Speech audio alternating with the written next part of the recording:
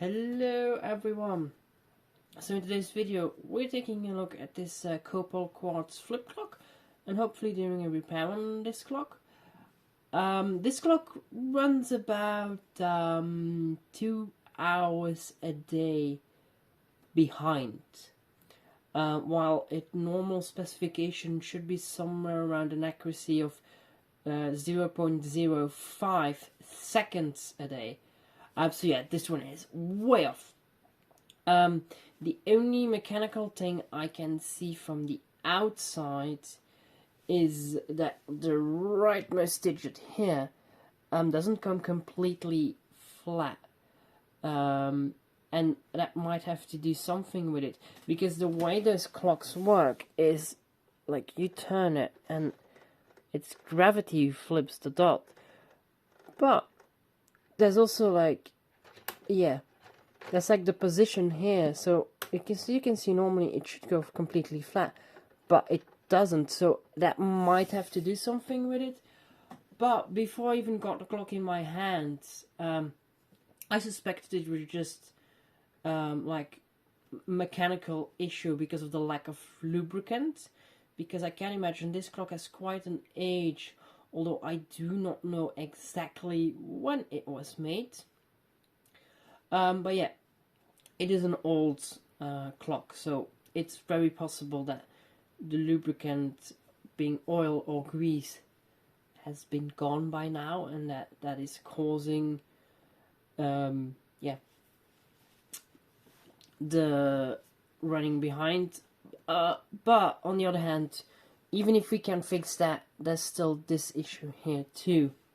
And as you can see now, it is fine, but I presume by now the dot should have been flipped already, or like the digit should have been flipped already. But yeah, I think it's time we dig into it, so we can show the internals. We're 2 minutes in the video, so you've had enough time to admire the beauty of the flip clock. Now, I'm going to put a piece of fabric down so I can protect the nice transparent plastic. I do plan on like giving it a polish if I can repair it before it goes back to the client, but I want to avoid making any scratches because yeah, this is plastic, and this is a kind of like, it's not a really hard plastic, it has some flex to it. So it's a soft plastic, so it scratches easily.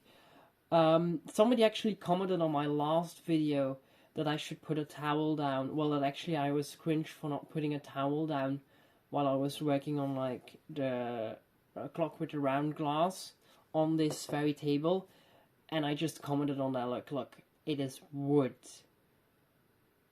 Wood does not scratch on glass. However, I don't know about this kind of plastic, so I'm putting something down just to be safe. Well, let's first show you around the back. Or here on the sides, we have the little lever you use to adjust it. And then here on the back, we have the battery compartment, which the cover is missing for. That's not too big of a deal. And then we have our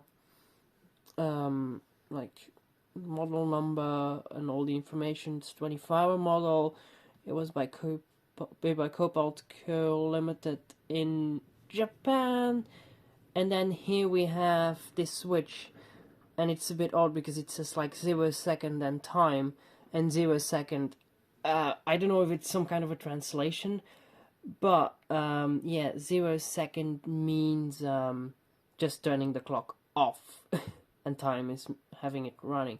What is very interesting, I think, that here you have like the little hook to hang it on a wall, but it has kind of like a pokey thing, like there's like some fabric in there, so it's almost like if they wanted to keep the dust out despite having a hole in the case, which, yeah, there's an odd way to do it. So in order to open it, there's those 4 screws at the back, and I assume that maybe we need to pop this this lever off, or everything comes out from the front. I will very carefully see. And I don't think those feet have to come off either, but we will see. We'll start with removing the, probably not even have to remove the battery. So I assume a lot of things will come out with it. But yeah, let's remove those 4 screws. But therefore I'm going to reposition the camera. So see you in a... So let's get the screws undone.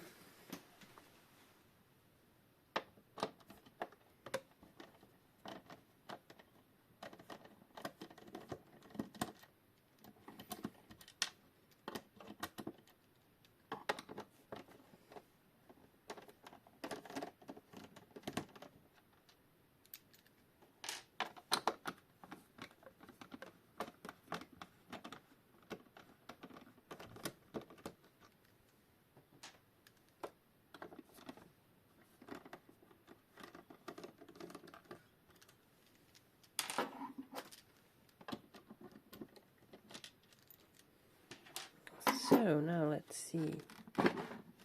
This comes out. Okay, so it is getting stopped by this level out. Let's quickly check, is there... No, there's no screw inside, so I assume that... Yes, I can just pull it off. And now we should get in. Is that going to be wires before I... Yes, there are wires. But it allows me to nicely open it up. And I can already see that I'm not the first one to be inside of this this clock.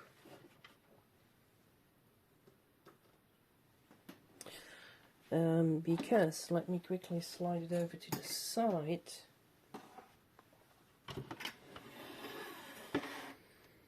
I can see here that this wire, this is telephone style wire, so this looks like a repair. It's an interesting arrangement having the 2 motors here.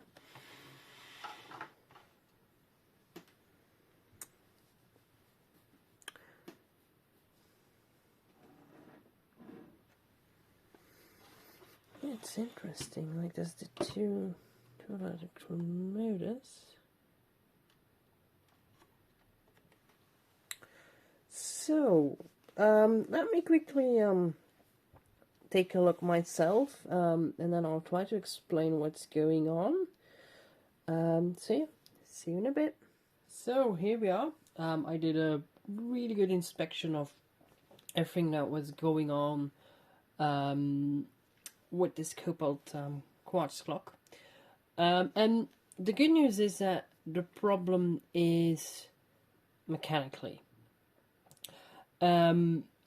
So the way I tested that out is there's 3 test points here on the PCB, and they all 3 of them give out a 1 Hertz pulse, and it's an exact 1 Hertz pulse.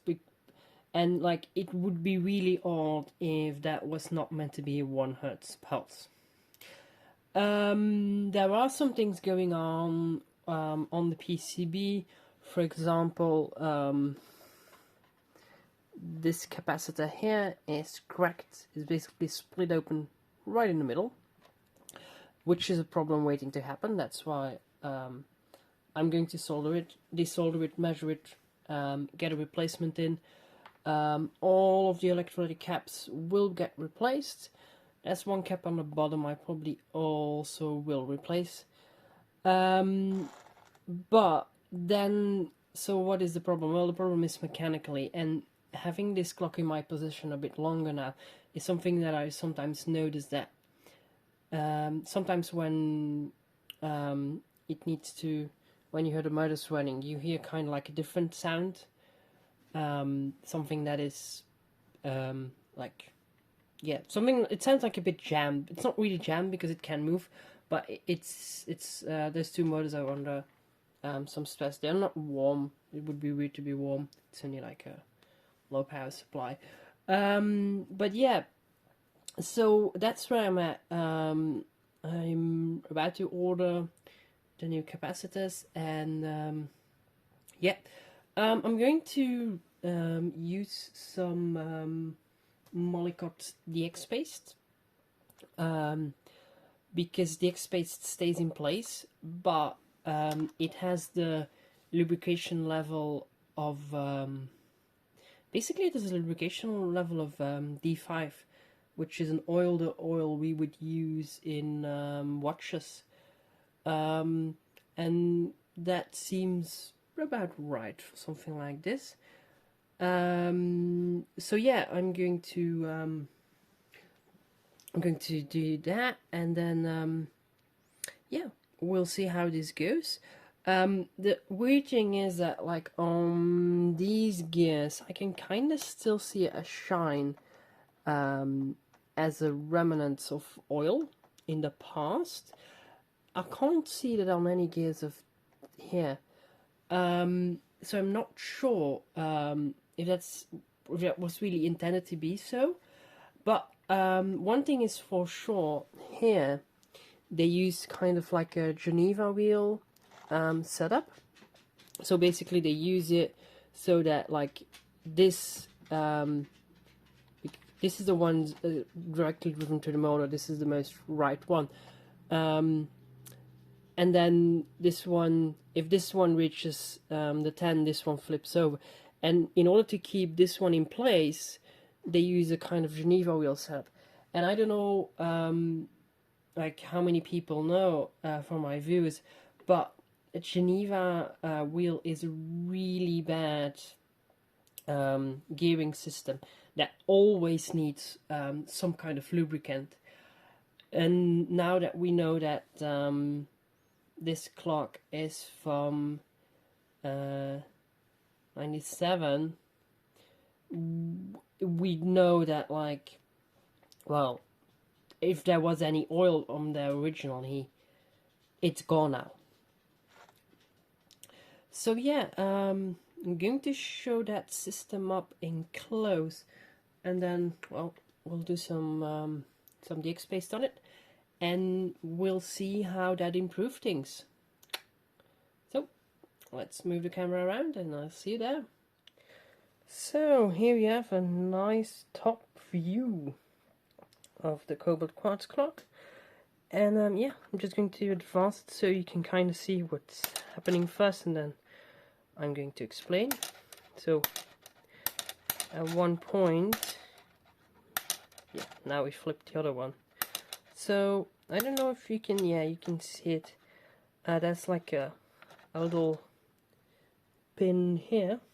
Let me get.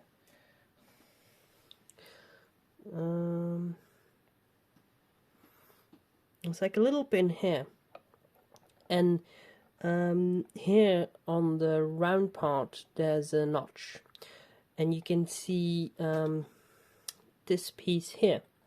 So you have the pin, which can only take one gear teeth from here, but this gear can only move when there's the notch here. So basically what that means is it will only advance when this like pin comes by, but it also means that, like, if this notch is not here, it's locked in place. So it can only move when we have the notch here and the pin there. Without either of the two, it won't move. With the pin wouldn't be there, and you would have the notch. When the notch there, this could move freely, but it probably won't, unless, well, you're moving the clock. So that's basically why they put the double security in, kind of like a Geneva wheel system. If you never heard about Geneva wheel, well, just look it up. I've talked about it before, but yeah, Wikipedia article does a good way of explaining it. And yeah, Geneva was used to be used in projectors too, like cinema projector, film projectors, and like they would just be running in oil because otherwise it would wear out so quickly. So yeah, that's definitely one point I'm going to use the X paste on. So I'm just going to do a bit on here. And it will spread itself out. I'm going to be really careful to not get any grease on the flips. To do a bit on the notch too. And then doing it on the other side. Also, I also checked if the X paste was compatible with plastic components, and it should be.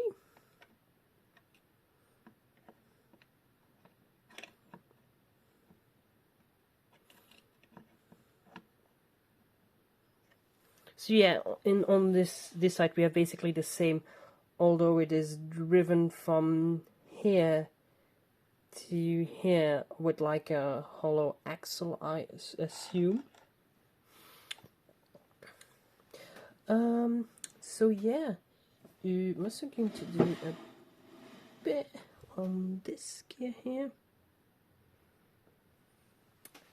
and then yeah, and a bit on the next one. And yeah, then I'm going to like manually advance it a bit to spread everything around, and then we'll see. Probably in the next part of this video will be when I get components in, unless I find something else. So yeah, see you in the next part. So here we are. I decided to like take apart the gearbox. I probably was going to do this anyway to show you, but while like putting some grease on the gears there helped, definitely made it a lot smoother. It's still not completely resolved the problem, so I decided to dig a bit deeper and take a look at this gearbox. So this is basically like motor assembly. You can see the LED that pokes up to the front, and yeah, so these are like the production gears. It's also changed the two motors together, and there's also like the spring contacts that yeah, basically dictate where the motor will stop, and I will show that in a bit once I take the gears out. So I'm also really happy that like none of the gears seem to be like deformed. There was some grease on here originally, which you can see by the orange shine. So this is the big one. This is the one that this part hooks into the rest of the yeah, kind of like clock gearbox. It's not really a gearbox, but yeah, with the rest of the gears that drives and everything. And then here you have the little contacts on the bottom of the gear. You can see they're just bridge, and then here you have the parts where like yeah, you can see this is like a PCB with special tracks on it, and yeah, what it basically does is you can see you have here and here you have like two gaps in the track, and that's where the motor stops. So in between here and here the motor doesn't do anything. So what I assume that it's doing is it's giving like the way this is set up is that like as long as the contacts are from here to here, the motor gets power, and then here it stops. So when the motor wants to advance, like when the clock wants to advance, it basically bridges something internally until we are back here, and once we're here the motor runs this part again. So it's just basically, I think it's probably like it gives a pulse enough to go from here to here, and once it gets here, well, then it will run on its own. And what's basically happening is that, like, it probably, there's so much there's so much force on the two little motors that while it receives that pulse, it can't pass this part, so it will stay stuck here. Because once it's here, the motors will stay powered until we get there. So yeah, I hope by, well, greasing, I'm probably going to oil motor shafts too. I hope that the motors are powerful enough to get from here to here. Now, let's turn the power on so I can show you.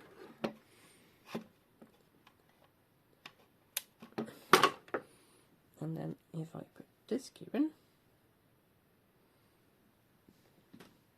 So, the contacts are here, so you have a bit of a reference.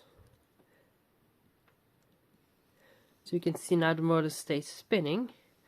So if I turn it, now they stop, because now the contacts are there. And once I come past that point again, you can see they start turning, and then until we're there again. Ooh, yeah. And like normally, like this gear would drive this, so it would turn and it would stop automatically.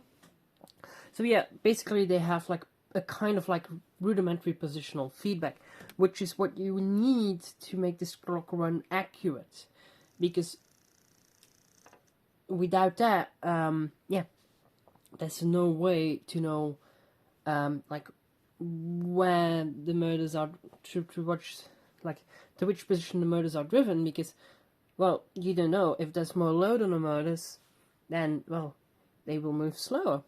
So that's why something like this is a must for a clock. Definitely if you want accuracy. So yeah, going to put this back together, oil it first, and then, yeah, we will see what result it has.